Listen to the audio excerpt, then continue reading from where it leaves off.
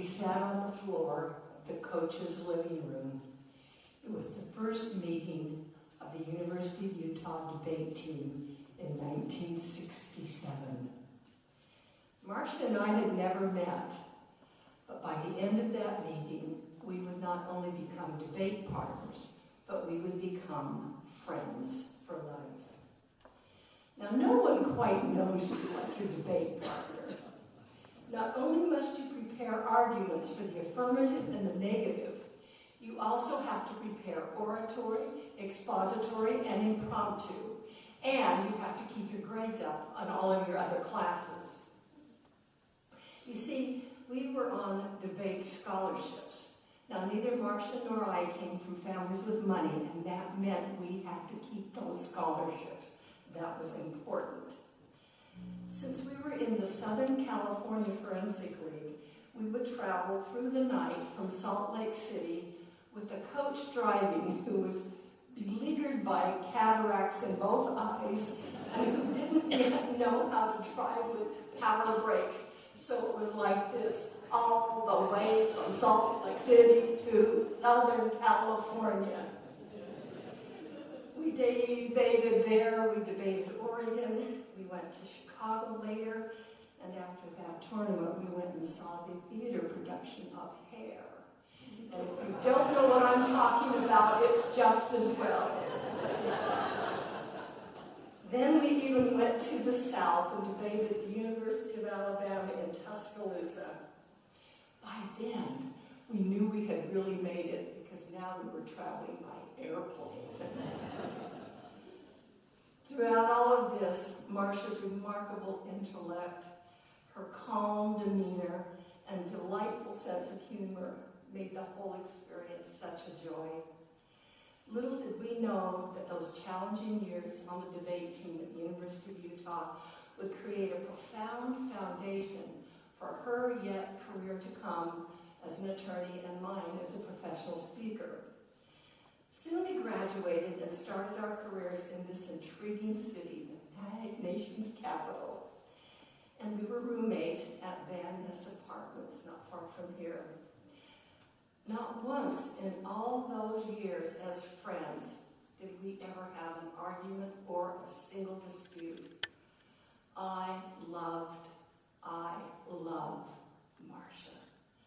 She was an incredible friend, and in all of the university yearbook photos of us on the debate team all over the country, we're always pictured laughing because we had so much fun. Soon we realized that two handsome and equally bright and motivated men who had come into our lives should become our husbands. In 1971, Scott and I married on August 31st, and 4 days later, Marcia said, "I do," to Robert Madsen.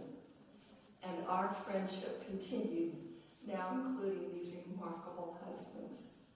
I was working at the U.S. Department of the Interior on 18th and C Street as the editor of a national publication on water and power, and as a public information officer when my first experience with disaster occurred. Marcia and Robert had invited us over for Sunday dinner. Now, in addition to all of her other amazing attributes, Marcia was a wonderful cook. She made mashed potatoes taste like they were cooked in heaven. While driving to their home on June 5th, 1976, I heard on the radio that the Teton Dam in Idaho had burst and was beginning to flood downstream communities.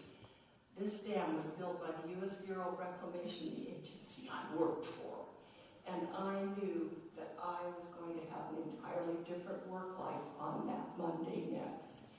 We shared those concerns with Marcia and Robert that day. Years later, Robert and Marcia, Scott and I experienced the joys of adopting babies.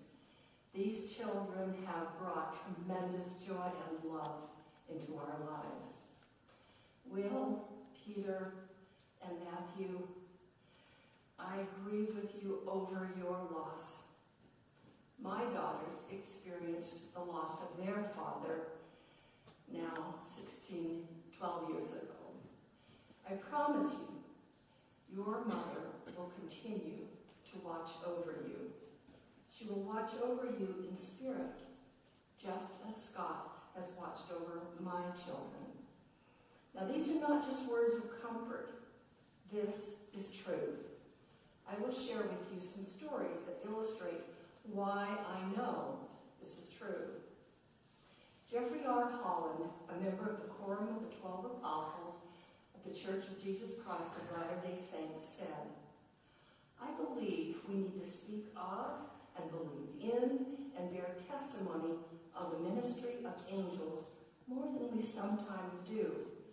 And that's why I will share with you 3 stories from my life that illustrate your mother as an angel will be watching over you. My husband Scott died on Tuesday, March 20th at 8:20 p.m. Many hours later, my daughters and I watched as the mortuary workers wheeled him out the front door. Exhausted, we went to bed. Early the next morning, I received a phone call from a friend of mine who lived 1.5 hours north of Salt Lake City. Kathy, Scott died, didn't he? She said. Yes, I replied. How did you know? And she said, I was heading to the Logan Temple when he came to me. He was so strong and powerful. I literally had to step back so as not to run into him. And he just had one sentence. Tell them I'm all right and tell Kathy I love her. Wow. My friend felt his glory, his strength, his powerfulness, and his love. And she shared it with me that day. Story number 2. On the day of his funeral, just as you're doing, my family and I were sitting on the front row. Our stake patriarch was sitting here on the stand. And then suddenly, he looked at me and he saw my husband, Scott, sitting next to me.